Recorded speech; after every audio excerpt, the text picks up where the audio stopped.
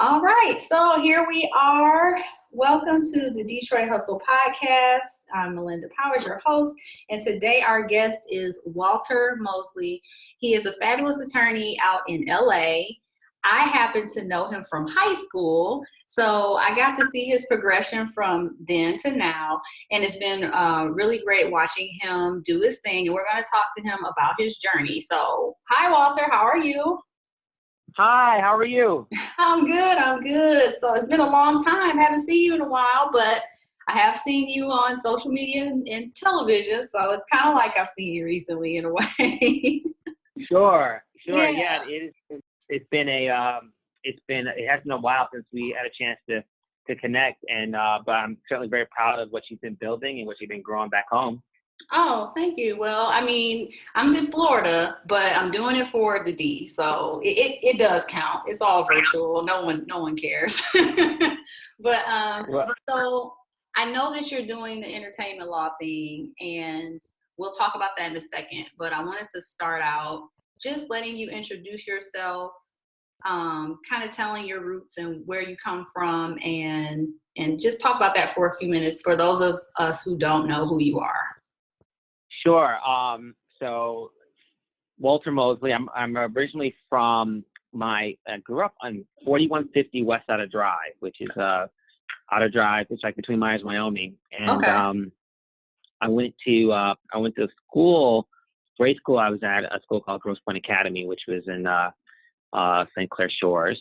Mm-hmm. And then after I left, graduated from Grosse Pointe, I went to UAD for a year. Okay. And then in the 10th grade, I transferred to Cass, Okay. which So I is, didn't know that. I thought you started at Cass. So what made you transfer to Cass?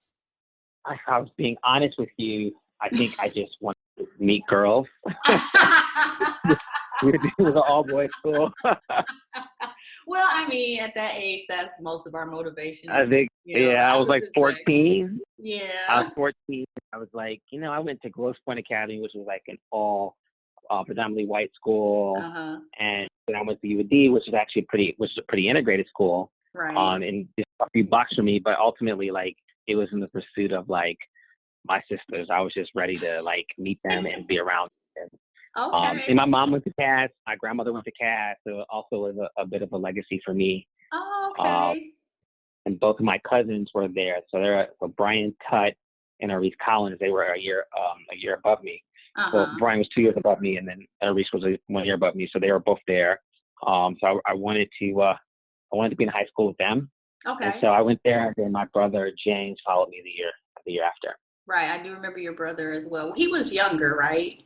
He was a year younger Yeah. than me. So he was in my Um, class then, because you're yeah, 97. Okay, yeah, I'm all like, right. I'm 90, I'm 96. He's Oh, you're 97. 90s. Oh, okay. So I got that mixed up. Sorry. So I'm No 98. worries. So I'm after No him. worries. Okay. All right. So clear, my memory's not the best sometimes, but Oh, well, I mean, this is over 20 years ago, my friend. So, right, uh, whose right, memory is the best from back then? right. But thankfully, we all look young still. So that's Here great. we go. That's Yeah. that. Let's get straight water. Yeah. Right. Best in the world. So, okay, you gave us the overview. And so then I know you went to undergrad at Michigan, right? That's correct. Yeah, I stayed close to home. I went to Michigan. I studied engineering.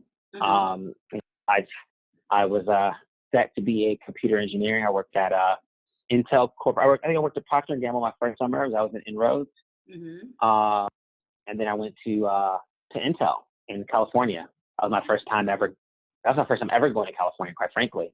Okay. Um, to Northern California, and I thought I would just be I had the dream to be like starter.com, do something in tech, Uh-huh. and that was kind of my passion as an 18, 19-year-old. I started a bunch of businesses and built websites, and I did all types of like mini hustles in Mm-hmm. school to, I wanted a new Explorer, so with big speakers and, grams and everything you would expect someone from Detroit would have. Right. Um, I did that, and then I did that through like writing programs and selling those services and starting companies, and that was kind of like what I did in college, in addition to like designing chips and writing code. Okay. Um, and when I got out to California, I realized that I wasn't quite that type of nerd. I mean, I was a nerd, but I wasn't like at the time. I wasn't like the Star Wars geek that I Gotcha. found like coworkers to be. Uh-huh. I had a little bit more balance, and I wanted to be a little bit more creative. Mhm. Okay. So I left. I left there and I ended up coming back to Michigan to do a master's in information science. And it was still like in tech. I still felt like I was going to do some, go back out to like Silicon Valley and create some tech company. This is kind of like 2000, 2002. Mhm. And then 9/11 happened. There was a little bit Mhm. of a downturn, and I had some curiosity about like my own blackness and in Africa and the diaspora, and like wanting to make sure that I got a chance to experience being like learning what it meant to be a black man.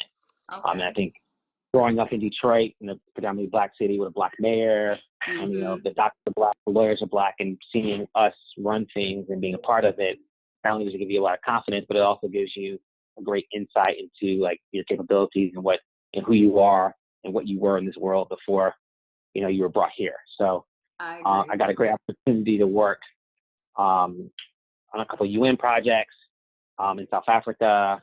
I did a Wow. big thing, World Summit on Sustainability in Johannesburg, and I got a chance to get all over. Spoke at the African Development Forum in Addis, Ethiopia, and Namibia, and Botswana, and Nigeria and Ghana. I got a chance to really travel the continent for a little bit better than a year, in conjunction with my master's program. And I literally left the airplane. Like I gave a speech in Johannesburg. I Mhm. got on the plane and I flew to Harvard for school. Like Wow. I went to Harvard unseen. It was between Harvard and Stanford. I've always had this bug for California. Uh-huh. Um, and so I initially knew I was going to get here. I didn't know how to Mhm. secure this route, certainly, but so I ended up just going to Harvard. It was Harvard, so I figured I need to go visit it first.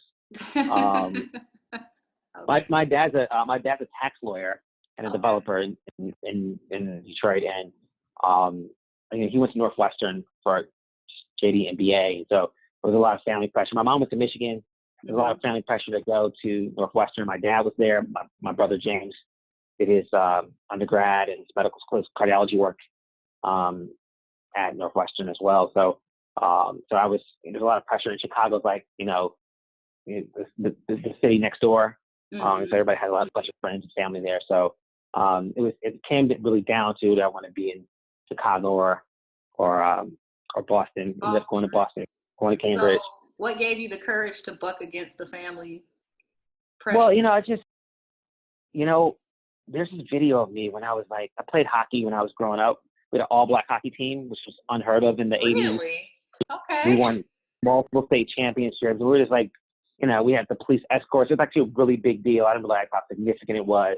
Mhm. Jesse Jackson came to speak to our team. Like, we were like really kind of, pioneers at that time. There wasn't, Mhm. there's black players now. I think it was like Grant Fuhrer back in the day, but it wasn't, we didn't play, but there's a hockey rink, Mhm. on, I think, Linden and Myers, called Jack Adams. And that's where I found hockey. My mom wanted the kids at Grosse Pointe Academy play hockey. My mom was like, "Hey, I need you to have a little culture about this." And she found, before we had internet and Yelp and other things, she found like the one place where black people were playing. And so that's how I ended up um in hockey in Detroit, and which was a fantastic experience. And I've Wow. made a lot of lifelong friendships doing that.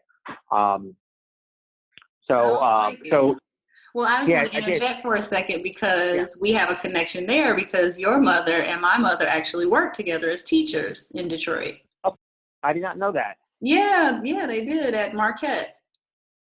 Wow. Mhm. That And is they're really they're both cool. named and they're both named Linda, if I'm not mistaken. Your mom's Linda, right? Yes. Yeah, they're both named Linda and they both worked at Marquette. My mom stayed on the east side, Mhm. working, Okay. which is so interesting. We all, I grew up on the west side, Mhm. and to me, I mean, that's also why we were at Grosse Pointe because it was an easier commute. That like that's going east towards Yeah. where she was at school. But yeah, she, my mom taught third and fourth grade in Detroit public schools for more than 30 years. Mm-hmm. Probably almost close to 40 years, until she retired. So Yeah. have a lot of respect for school teachers. Oh, me too, because I couldn't do it. So I went to law school, had a great time in law school, Mm-hmm. and I just wanted to be like mergers and acquisition lawyer, like a big time Wall Street lawyer. That was kind of like what I thought I would be. Mm-hmm. I thought that was a great opportunity. I saw a lot of great examples of, particularly of Black men and women that were from Harvard that were really running big business. Okay. And I got a chance to, when I was in college, law school. My cousin, Spencer Overton, who went to Southfield High School, he also went to Harvard Law School, and he was classmates with at the time it was State Senator Barack Obama. And he called me and was like, "Yeah, I got this guy. He's in 8th place in the U.S. Senate in Illinois. I want you to do a fundraiser for him." Wow. And he's like, just help him out. He's coming to Boston. Like, see if we can get some students together. And so I got to meet President Obama when he was, like, say, he was in 8th place in the primary.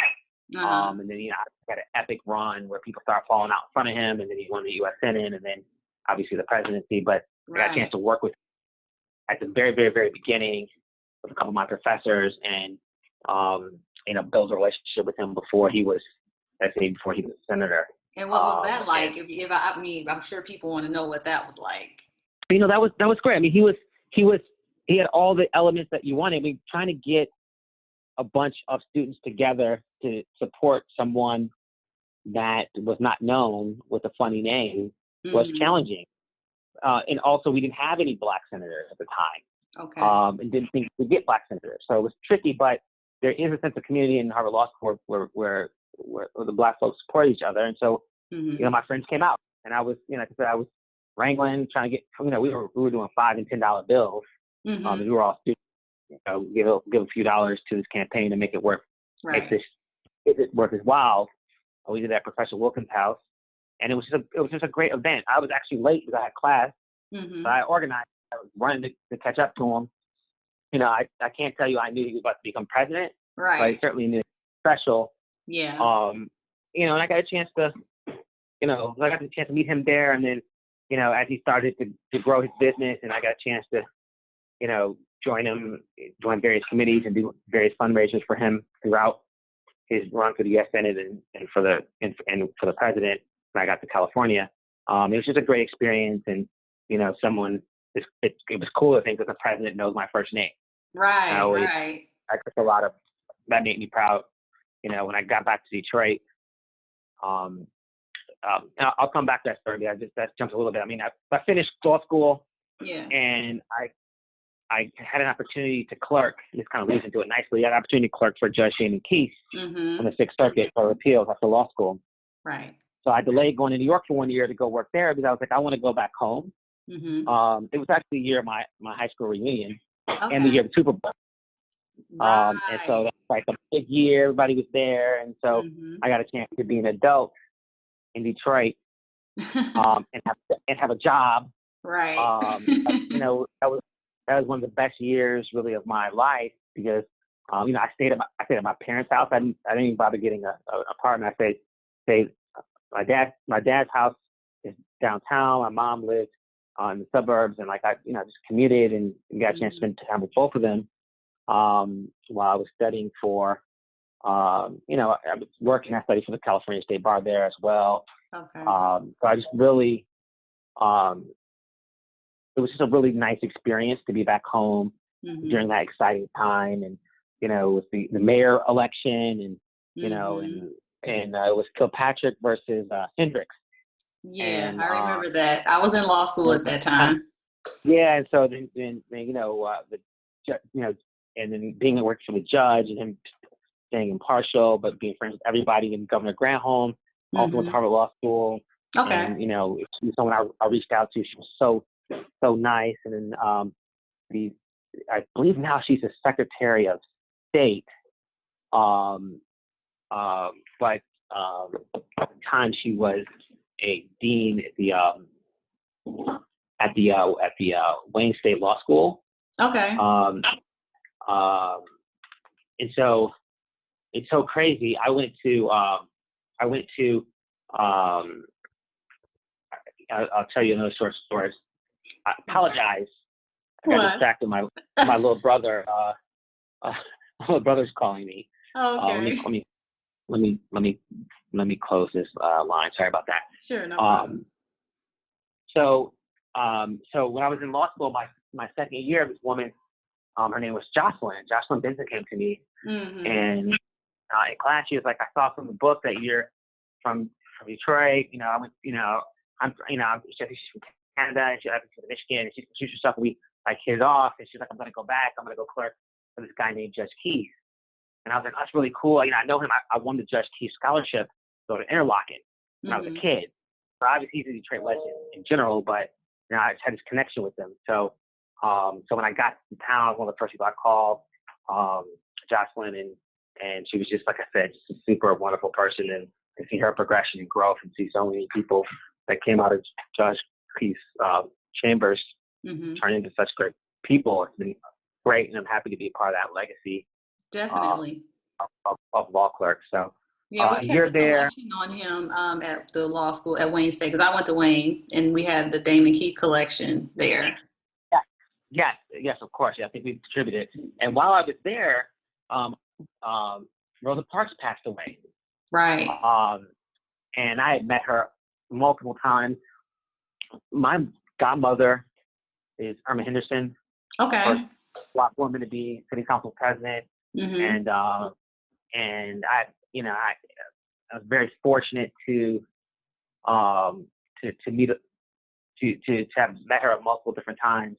Even older in life, I met her when I was in law school, and so Judge Keith was part of the committee, or heading the committee for services. That's where I got a chance to reintroduce myself to, at this time, it was State Senator Obama, right?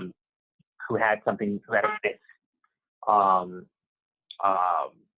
Who had some nice words at the eulogy, where someone yelled, "I love you, Mr. President." He hadn't announced yet, and he chuckled, kind of like foreshadowing who he would become in a few years. And so just a great year back home. My dad, he's a tax lawyer by trade. And then him and his partners started to develop on Woodward, the Garden Theater, and the other buildings around there. And they were in construction. They were building this out, and it was just a really nice time to be home and be a part of the growth of the city. Yeah. And I was happy. I left. Yeah. To jump in line, I did the year there. I went to Los Angeles, worked at a big law firm. Met a woman named Debbie Allen, who adopted me said, "Walter, our people need a lawyer like you to represent them in entertainment. Wow. You should leave that big do that." She believed in me. She let me sleep on her couch. She was my first client. Wow. She let me, have a small little desk in her office and build my business from nothing. And so even now, she's, I'm there. I'm at her school, on her board. Okay. I saw that you do some pro bono work for, is it a foundation? Or the Debbie Allen Dance Academy. The Academy, there. Right. Okay. And that's so amazing. I've been able to grow into a producer and produce with her and create with her. And just, she's just, my second mom. Wow. My LA mom. And then I just built this business. I mean, my business is it started very simple. Like, I had Debbie Allen. I had some other fancier, fancy is not the right word, but I had clients that were legendary Hollywood, Black Hollywood folks, but the big law firms who didn't necessarily hire us, they weren't really having it when their clients were used to use, this young, 26, maybe 27-year-old lawyer. You just don't bust through a place that's been open for business for 150 years. Right. And do a lot of livelihood based on. So, even when I would get a little bit of work from these guys, they wanted to help me, they're still a big system. They still have big agents and big managers and big other. So, Right. some people I met earlier on, James Lasser, who's Will Smith's partner and former manager and does all work with him. Some of the advice I was getting for some of these big guys was like, you got to carve your own space. You got to find your own space. And, I met Amber Rose. Yeah. I did. That's when I started to see you out on stuff. I think my mom actually kind of alerted me to it through your mom. They had spoken and she was like, hey, your friend Walter from high school, he's like on TV and representing these stars. And I was like, really? I didn't know he was into that because I had lost touch with you. I think the last time I saw you was when you were in Detroit because I was in law school at the time. And so I started to kind of follow you and I was like, wow, okay, this is interesting. And it's just weird because though we hadn't talked in years, I kind of feel like, that's my hometown guy. That's kind of cool. Like a little Detroit and Hollywood. That's how I looked at it. Yeah, and Amber was, at the time, she had tremendous vision. She sat me down. She was like, "Well, we can make money together," and I didn't know how. And she was like, she really believes in herself. She's like, "Yeah, I'm gonna make it. I'm gonna really, I'm gonna grow this thing." And that's gonna help her. I didn't know because this is before Instagram, this is before Snapchat, this is before Facebook. You had to have a college email address. Yeah. There wasn't a thing. Nobody wanted to represent women like Amber and China. They were just ex-girlfriends of rappers, essentially. Is what folks were described as. And like Twitter was like a couple years old, maybe a year, maybe two. But I had some interesting experiences. One of my best friends is Reggie Bush, and I was chatting to him because he's responsible for so much of my business. At the time, his girlfriend was Kim Kardashian, and I got a chance to study and look what they were doing while I was building my practice in a different way. I wasn't studying it to replicate it. I was just always curious about business and how people were doing different things. And the advice I was getting, what I was saying from folks like James Lasser was, hey, listen, create your own lane. Right. So I created a lane with the social influencers and the YouTubers before there was a business. Before now it's a big business. So now it's huge. Now you're the same law firms. Now the agencies all have departments. Like it's very saturated. But before people didn't want to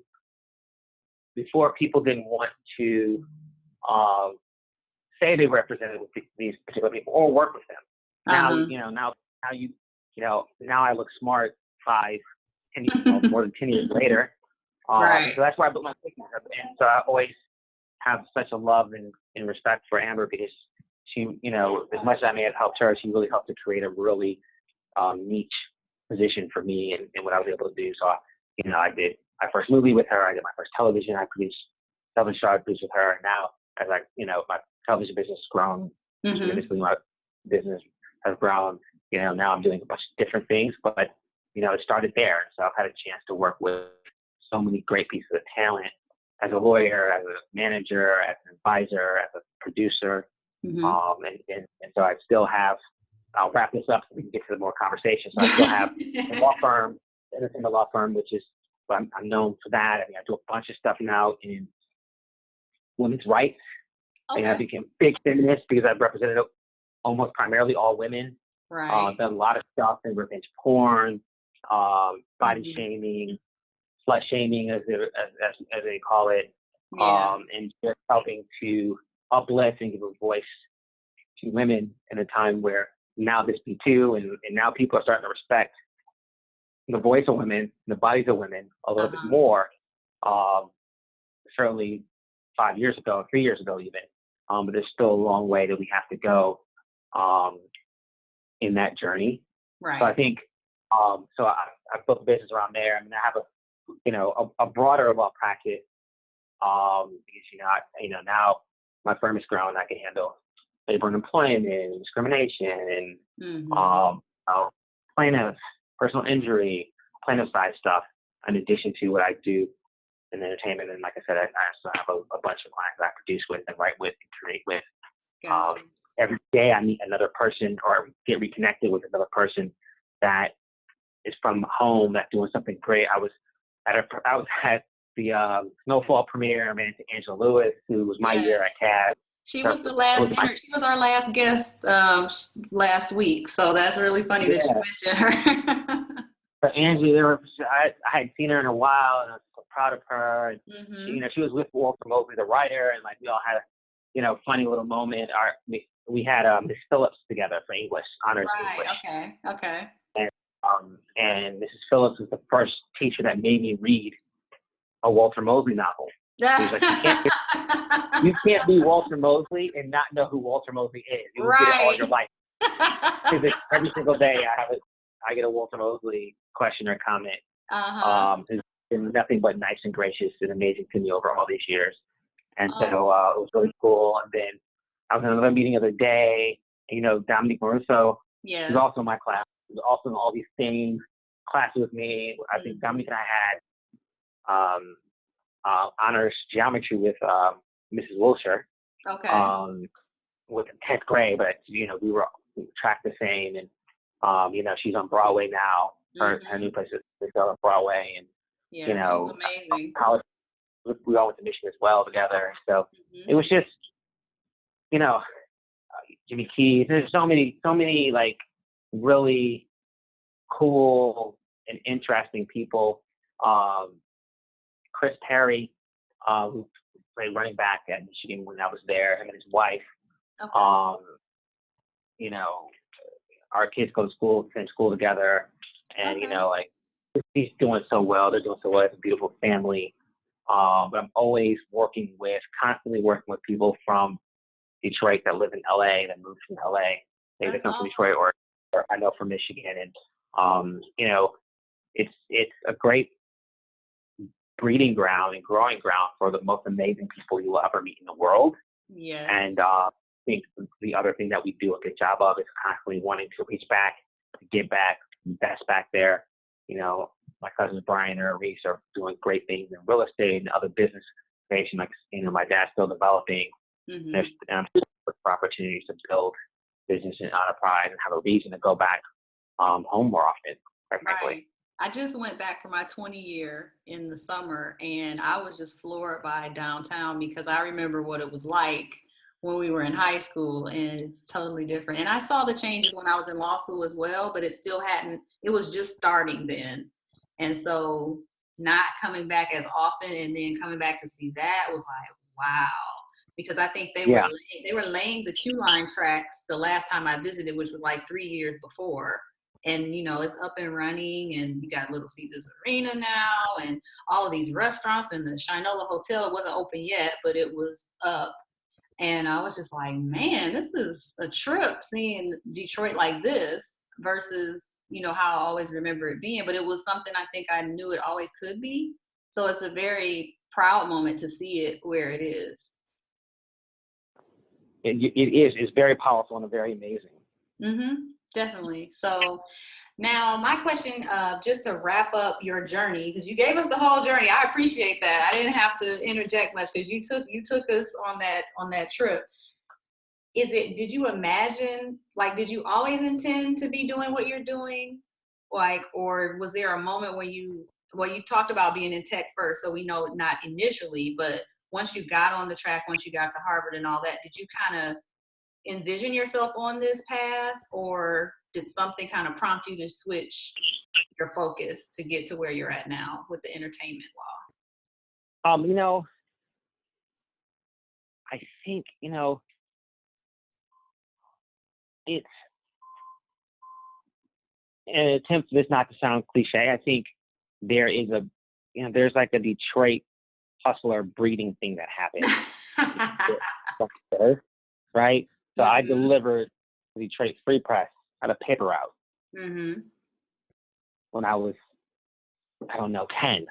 I mean, to think about 9-10-year-old walking down streets and throwing papers early in the morning or early in the afternoon, it sounds a little outrageous now, but and I would go collect, and at that time you pick up the papers, but you also had to go to the person and collect $1, $1.25, whatever their subscription was. Right. In cash. And you have to walk back home. Mm-hmm. I shoveled snow. I cut lawns. I mean, I have two brothers, she's the three of us. And we were all doing this. It was a family enterprise. I did paper out. We all did paper out. Right. Straight up.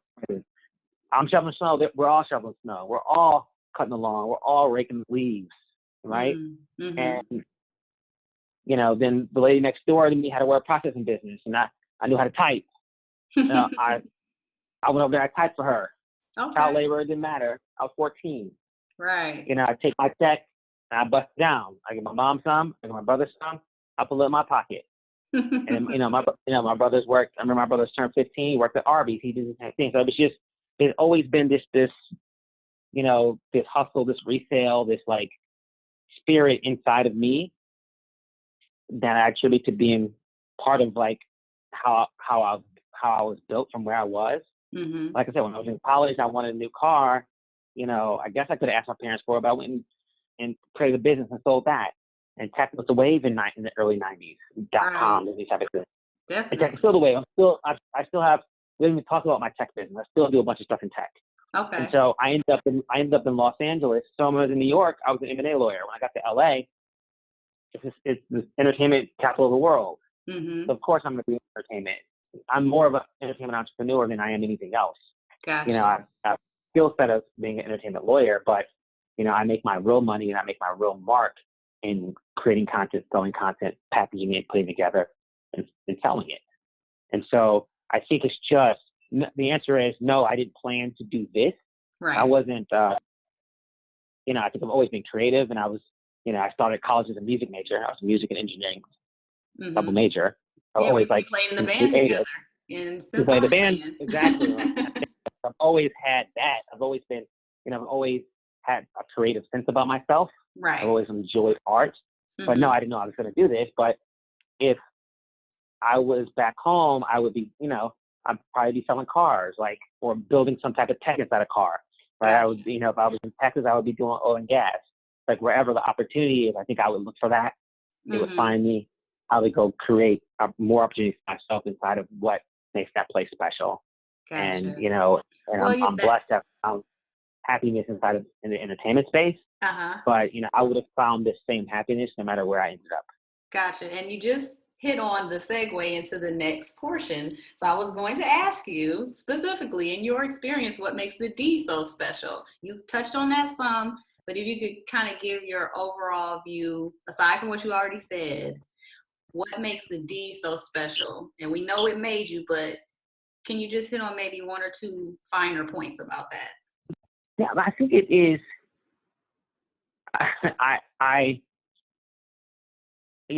Detroit is based upon, like, the people that live in Detroit.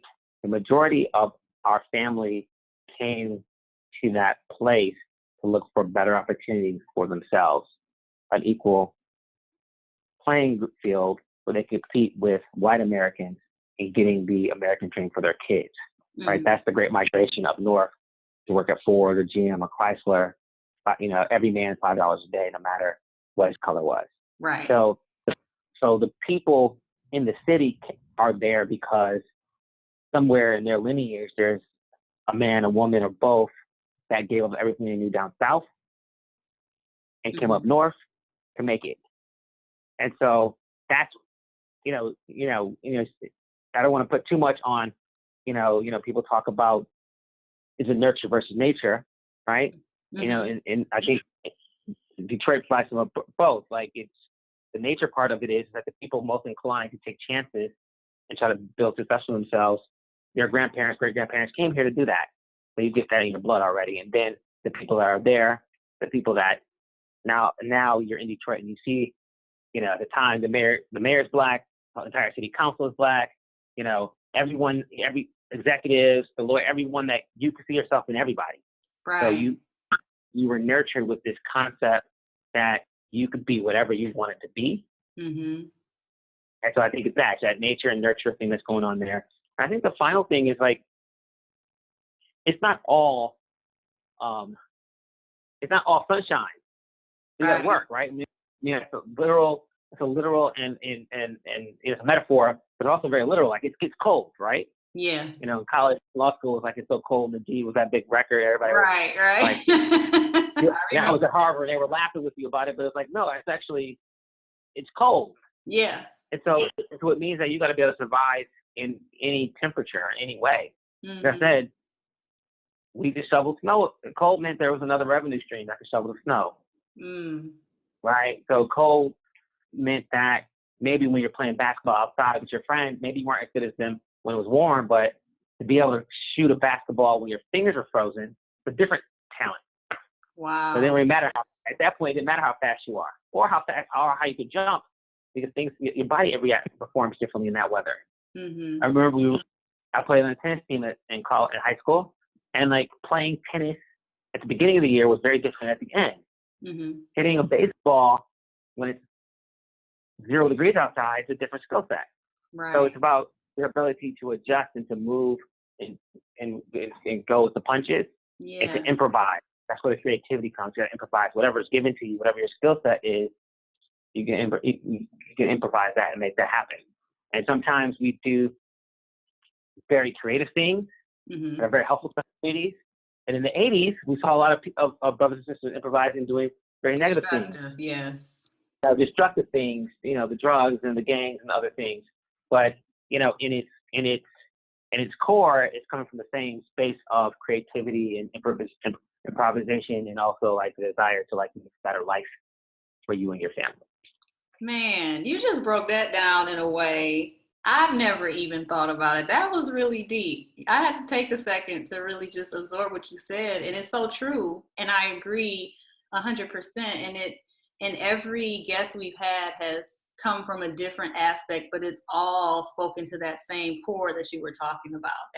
The adaptation, the adaptability, the creativity, the hustle, the grind is all there. And what gets me about the reputation of Detroit in general and at large is that I hear some of the most negative feedback from people who've never been, and I just say, no, don't do that. Until you've been there, don't speak on it, because you don't know. And I think you spoke to that perfectly when you just encapsulated that. So thank you. Now, we're on the fun part. This is the fun part, okay? So I'm going to be asking you, this is what we call the Fab Five, you know, referencing the theme of old. And it's going to be 5 different things I want you to name about the D. And so I'm going to give you a different category for each one. Okay, you ready? Yeah. All right. So number 1, your favorite Detroit place or landmark? Oh.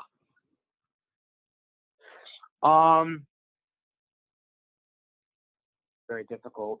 I think I think it has to be Belle Isle.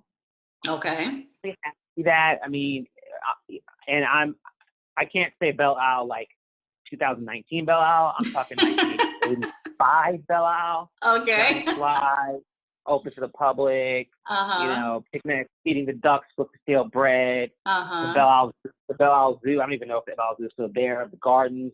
The Giant Slide is. I think the gardens might still be there. I know the Giant Slide's still there. That came up the last interview as well. Yeah, so like Belle Isle, because then, you know, when you're a kid, it's one thing, and then when you got about 15, 16, one of my next door neighbor was 2 years older than me, so you got licensed at 16. So at 14, now I got to do Belle Isle. I had to go cruise Belle Isle, like at nighttime, and, you know, so much. And it was a thing, you know, it was Belle Isle, and then at one point they had the 7 Mile Strip that went crazy. When we were like in early high school, 7 Mile became bananas. But, you know, it's just Belle Isle. Belle Isle to me, it was a lot of good family members, and also was a coming of age. And then like fireworks time, that's where we used to watch it too, fireworks. So it's just, that's one of those things that I would put in my close second, obviously, would be Bablo. Oh, yes. Can't be Bablo. Bablo. Call that Detroit or Canada, but it's like that Bablo boat, that like that feeling, that going there as a kid in the music park and whatever that was. Yeah. And like it was just a great experience. So those are my 2 things that I feel, you know, are top experiences for me, places that are experiences. Okay, that was good. All right, so number 2, your favorite restaurant or dish, past or present. So it does, if it's something that doesn't exist anymore, you can name that, or if it's something current, restaurant You or know, this is gonna sound crazy. It okay. probably is gonna sound crazy, but it's because I'm like an expat and I don't live there anymore. Uh-huh. White Castle is a thing that Oh, okay. my grandfather took me to White Castle 3 or 4 times a week. Wow. He took my mother there when she was a kid. My mother took us a week. And then they added breakfast when we were around 5th grade, and all of a sudden you go breakfast sandwich on the way to school, in addition to, and so living in Los Angeles there, and I think Boston as well, there were no White Castles on the East Coast. Like that. I mean, definitely not a West Coast. Now they have one in Los. I would go to Las Vegas and eat at White Castles, all those great restaurants, just to get the White Castle experience. Obviously, you can get it in your freezer, but to me, that's the thing. When my brother Jen and I, we fly back home, that we'll get it as soon as we land out of the airport, and then coming back to the airport, we're gonna stop.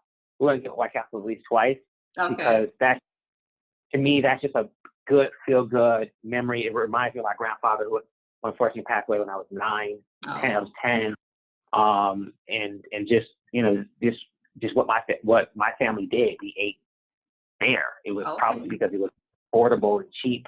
Right. So yeah, I would say that. I mean, I feel like people go with like Coney, like are you American, or are you national? Like you would pick like one of those, but you know, but from my experience, it's White Castle. Okay. In particular, we're in 8 Mile was the one that was close to my house. So that's the one that.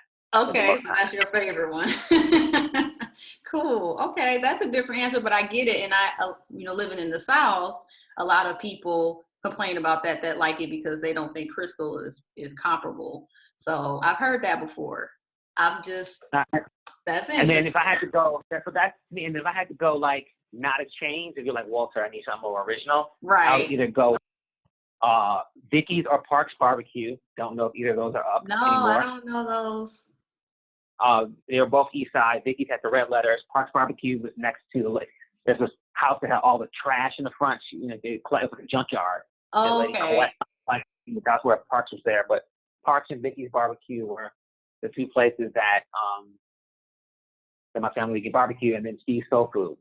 Right. Yeah, that was very popular. Okay. So. All right. So we're rolling. Now we're on to number 3. Number 3 is your favorite downtown event. So that can include festivals, fireworks, parades, auto show, but it has to be something that happens in downtown only. That's my favorite. Ooh, that's a tough one. I guess it depends. You know, I gotta say, it kind of changed from like, based on how old I was. But I have to say the Taste. Okay. Taste would probably be. So in my head, I was thinking fireworks, Taste, the African. Hart Plaza African World Festival. That one's come up a few times. so that's where my mind was. But I'm thinking like now, you know, I didn't, you know, it just depends on like different ages. Like when I was younger, the fireworks did it for me. I got older, not so much. But you know, the Taste was consistently there. Like I remember being very experienced as a kid, my aunt, great aunt, as a young adult, as a young person, and also a young adult. I would say the Taste Fest. Okay, Taste Fest. All right. I mean, and I think just about any of the festivals could make the list because they were all so big and just had tons of things to do and eat and see and hear, and it was just a lot going on. So you could never be bored, and it was always a good time. So it was. And then, you know, another sleeper. I don't know if you get this a lot, but and the reason why I didn't add it to my list is I think it might have went away, or maybe I aged it. There was a Christmas festival at Cobo Hall that was crazy when I remember my mom say this too. They used to have all, you know, it was like a winter wonderland. Okay. I don't know if I remember that. But I can't remember that past 9 or 10. Gotcha. So I think when that went away. Yeah, maybe. It sounds like something that was fabulous, but maybe it did. I don't know. That's a good one though. I have to do some research on that. All Yeah, but right. definitely. Mm-hmm. Oh, sorry. That was my alarm. So we're at the end. Hold on. So we got two more. Number four, your favorite Detroit sports team. Tigers. Ah, Tigers, man. Okay. You always went to Tigers. games? 84, 84, the first World Series in my lifetime. Mm-hmm. You know, I always wanted to be Lou Whitaker. I played second base. Uh, Okay. you know, he was black, sweet Lou Whitaker. You Mm-hmm. know, going to Tiger Stadium, did that with my grandfather, my grandmother, my father, my mother. Like, I just great memories of baseball. And then when Tigers got good again, that was really awesome. Although we never won the World Mm-hmm. Series again, but it was always great to be. It was good when the Tigers were good. Yeah. Love it. Yeah, Tigers. I mean, everyone liked Bad Boys. That was fun, and the Red Wings Yeah. were good. Right. But it's got to be the Tigers. And then I guess we wouldn't call the Wolverines a Detroit sports No, we team, would though. not. No, we would Okay. not. Okay. I, All right. And so number five, your favorite Detroit memory. Now you've given us quite a few already. I don't know if you've given us your favorite already. If you can find mm, another, this is the time. Your favorite Detroit memory. There's something really just something that's so Detroit. It just you can't classify it as anything else. I think the first time I went to Legends nightclub downtown, Okay. because I think it has to be that or the first time I went to Floods with my father on a Okay. Wednesday. And those two memories, I remember both of them really, like, to me, encapsulate what Detroit, like, Detroit is like the only place in the world where you party with your parents like that. Uh-huh. Maybe there's some other communities that do it out here in California. I'm thinking like some of the Latin communities might do that, but like going to the club with your father and your father's friends or your mother and her mother's friends is like Uh-huh. something that is like a rite of passage. You don't do it when you're like 40 and she's 60. You're like, you're 18, you're 21, she's 4. Like, you're like, there's this sense of like, because it's like you finally get grown and they Uh-huh. accept you as grown and like you're out there with them. And then obviously, you know, whether it's Legends or whether it's Floods, it's like you can see the colorfulness and the creativeness I was telling you about in terms of the clothes, Oh, right? well, I don't you might not know this, but my cousin is Judge Craig Strong, so I know all about the colorful Oh, club. I did not know that. Judge Strong got Yes. to all with LA with Yes, he he's bought me my first always drink when I passed the everywhere. bar. Yes. And he went to high school with my mother. My mother and Judge Strong were classmates at Really? I that. didn't know that. Yes, Yeah, so they've known each other for a gazillion years. his Um, mother and my grandfather's father were brother and sister, so he's my grandfather's first cousin. But Copy that. that's Yeah, so cousin Craig. Judge Strong, he taught me so many lessons. Most of my lessons with Judge Strong, ironically, all happened in LA because Really? he's so Hollywood. Yes, he With is. it, He's he's fabulous. so Hollywood. And like, yeah, I mean, Judge Strong would be another character. I would like that is a Detroit character Yes, that is most definitely. classic and legend, and you can be all over the world and have a Judge Strong story or a Yeah, Judge he's Strong. gonna be on the show eventually. We got to get our schedules together. It, But it, he's gonna be it on. got, I've been with him. It's a great example. I Okay. passed the bar.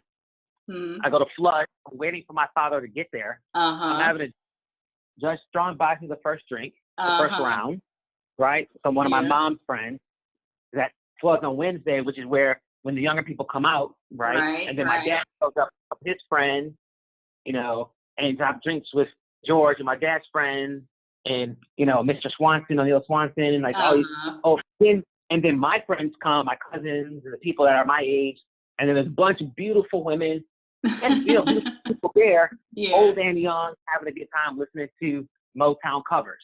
And the Right. other thing is very great, like, you know, the type of music you listen to and Mm-hmm. the dancing, right? So Yeah. I always thought it was natural that men dance in clubs. And Right. that, you know, I Right. didn't know that everywhere else in the world, not until I got to law school, I'm like, oh, the men aren't like showing out, Right. dancing. Not everybody like is popping it like Yeah. like this music. The Percolator isn't like a popular song with everyone. It's like Everywhere. it's regional. I didn't know. I thought like, yeah, of course, men dance to "It's Time for the Percolator." It's just I never Right. knew that was not, The thing to do. like how the rest of the world or rest of like inner cities operated. Yeah. So yeah, I would say that is. That's why I would say either of those moments would be like Uh-huh. my Detroit memories. Is like everything that it's good. Just as that, and then if I had to say a youthful memory would be when we won the World Series in '84. My grandfather was in the car and we drove around that night, Belle Isle, and honking the Mhm. horn and like celebrating with the city. It was super peaceful and Yeah. like I was what 6 years old. So I was Yeah. just old enough to have like real memories and like know what that was and watch the game against the San Diego Padres and like be a part of something that felt very special and amazing Right. to particular to our city. But it really is anytime you party with your parents, that's what it is. Now that was probably the most original answer I've gotten for that one, and I thank you for it. You got me laughing. My cheeks are hurting. That was fabulous. Walter, it has been a pleasure. Thank you so much for taking the time out of your busy schedule to talk with me and to help educate the world about how great of a place Detroit is and the great people it produces. I wish you so much success in your career and your other creative endeavors. I'm sure you're going to have plenty more to come. I hope we can stay in touch so maybe we can get you back on a little later when you get some more stuff going and we can learn about other things you're working on, and we'll call it a wrap now. I don't want to keep you all day. No worries. No, thank you for your time, Linda. I look forward to running into you in person again. Yeah, when I'm And out in LA the next time, because I was out there a couple years ago. I'm coming back because a friend, my cousin is a PA, and she actually works with Angela on her show. So I got a cousin doing TV stuff. There's a couple of other cast people out there that are musicians. They're going to be guests as well. So I have a lot of people out there now that I can come see. So I'm planning on coming out there pretty soon. So I'll let you know. all right, thank you. I appreciate it, Linda. Have a great day. All right, you too. Bye bye.